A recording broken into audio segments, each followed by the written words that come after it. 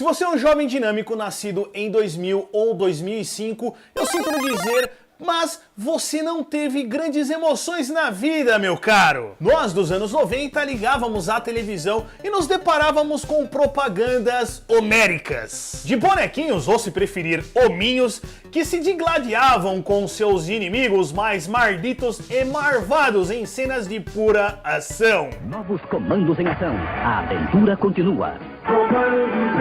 E é claro que o sonho de uma criança noventista era ter uma dessas belezuras. E consequentemente, nós infernizávamos a pobre vida de nossas mamas, que sempre dizia: vou pensar no seu caso. Claro que isso nunca acontecia, porque o brinquedo era caro que só o diabo.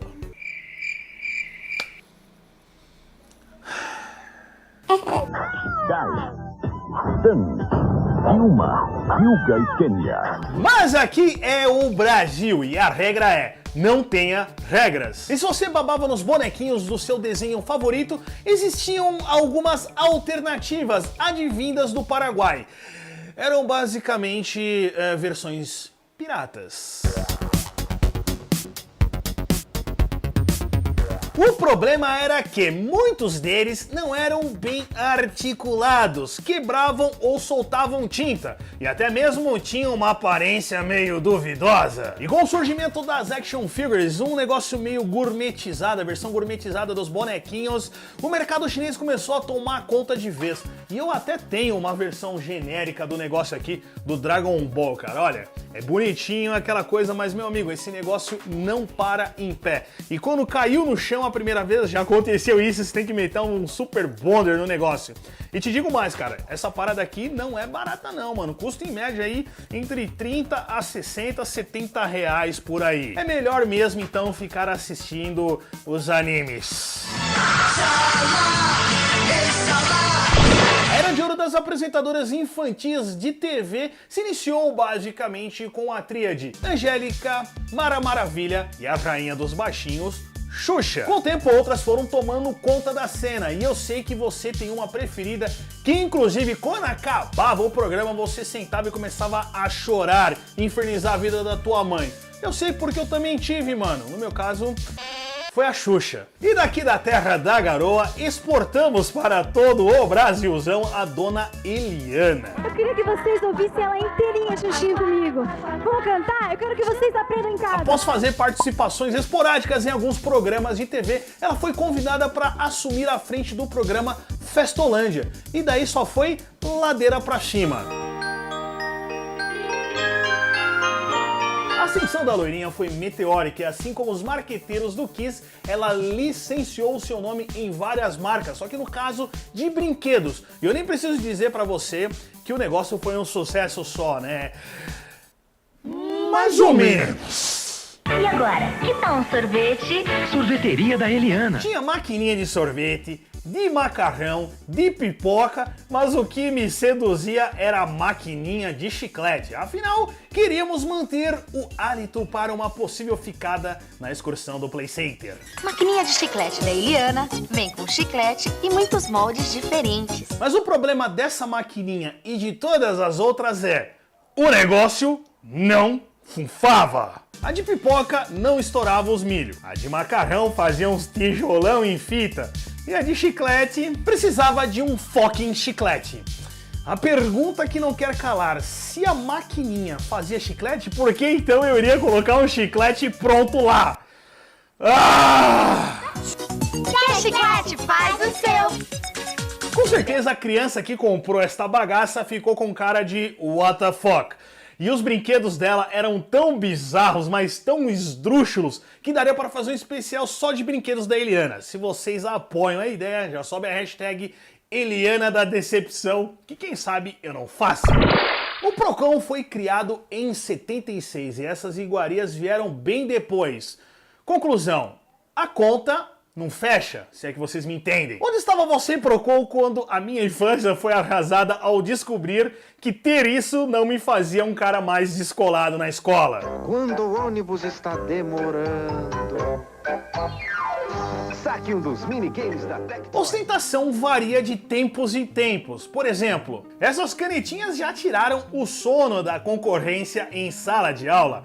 Esse relógio da Casio dava a sensação de ser um Power Ranger nerd, e quem nunca sonhou em ter uma agenda eletrônica, mesmo que a sua rotina fosse ir da escola para casa. Mas para nós, fãs do mundo dos jogos eletrônicos, ter o minigame da Tectoy era quase uma questão fisiológica. E se nós não tivéssemos os originais do Mortal Kombat ou do Street Fighter, nós dávamos um jeito e aparecíamos na escola ou em casa com um desses. Minigames do Parágua, meus queridos, que deixavam os professores mais loucos do que corintiano beirando a segundona.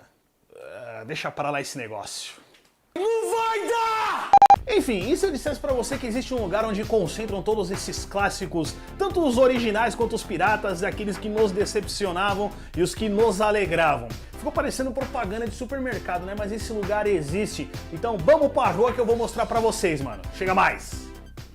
Então se eu dissesse pra você que existe um lugar que reúne todas essas coisas nostálgicas dos anos 80 e 90, tanto as coisas boas como as coisas ruins aqui, como por exemplo, este minigame que decepcionava muitas pessoas.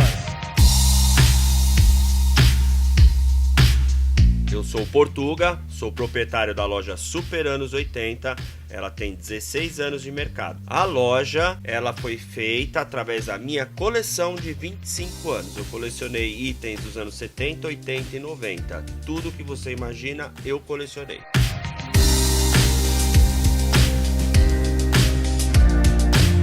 Quando que despertou essa coisa pro colecionismo e qual que foi a primeira peça que você teve, mano? 1982, eu queria uma moto Chips. Aí eu fiz a minha mãe sair para comprar, que é essa moto aqui, né? Então é assim, esse é praticamente o primeiro item meu que eu colecionei, porque eu guardei, né? Desde 82. Depois dele veio muitos e muitos itens.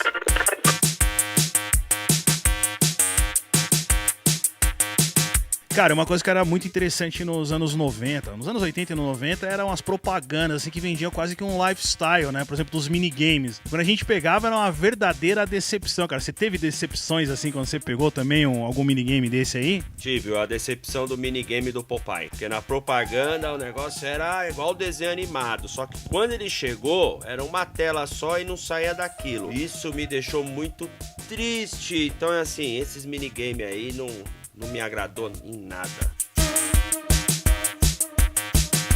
E tinha um desses minigames que até vinham, assim, eles são originais, vinham com esse aspecto aqui mais bonitão, né? Eles tinham um design bem mais arrojado e tudo mais, mas era tudo monocromático, cara. Acho que a decepção maior era essa, você chega lá, vê aquela bruta daquela propaganda e era um negocinho tipo 1D, acho que nem 2D era. E aí, como você não tinha dinheiro pra comprar os originais, sempre tua mãe ou teu pai davam um jeito, né, cara? Colava em alguma feira, em alguma, sei lá, loja lá da 25 de março e aparecia com esses aqui, né? Piratão.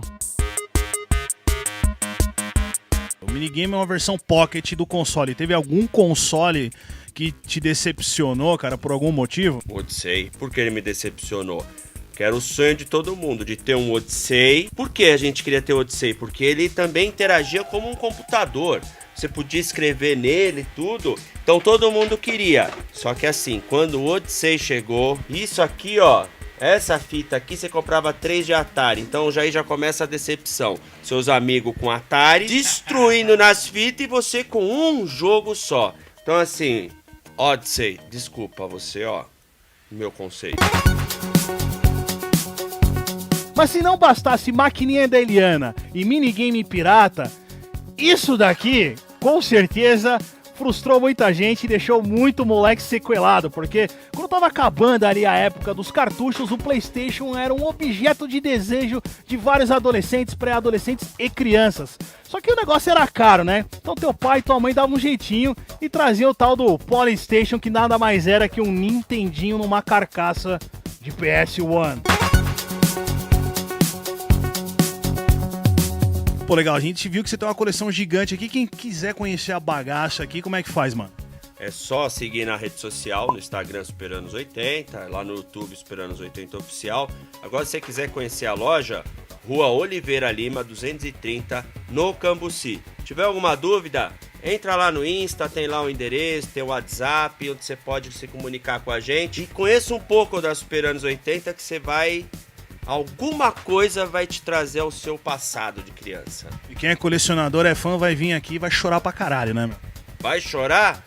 O cara vai desmaiar aqui, vai começar a ver umas coisas aqui, os caras não acreditam. Eu colecionei por 25 anos, então você imagine algumas coisas que ainda tem no acervo do Portuga.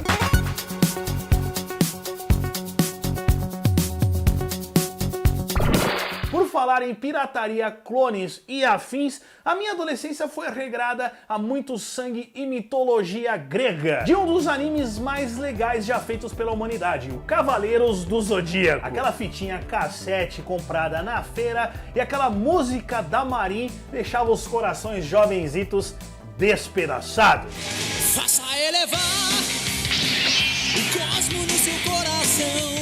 Com o crescimento estrondoso dos 5 Cavaleiros de Bronze, devotos da deusa Atena, os brinquedinhos começaram a surgir para nossa alegria e tristeza dos bolsos dos nossos velhos. Porque o negócio custava uns cobre, cada bonequinho da Bandai era os 2 olhos da cara. É claro que só os Playba é que tinham um original desses. O que nos restava eram os de feira, que até admito, alguns eram até bem produzidos, com armadura de metal e tudo mais. Bom, mesmo sendo assim bem clonados, por assim dizer, a maioria deles tinham um grande problema. Era um troncho, as armaduras não paravam num lugar, ou seja, encaixadas no corpo do cavaleiro, e algumas delas, principalmente as de ouro, iam desgastando, dando uma impressão de estarem velhas. Pura decepção nessa vida. E até hoje fica difícil comprar esse negócio, porque continua caro pra cacete e inflacionou com o tempo. E ainda tem aquele apreço da nostalgia e tudo mais, o que encarece mais ainda a bagaça.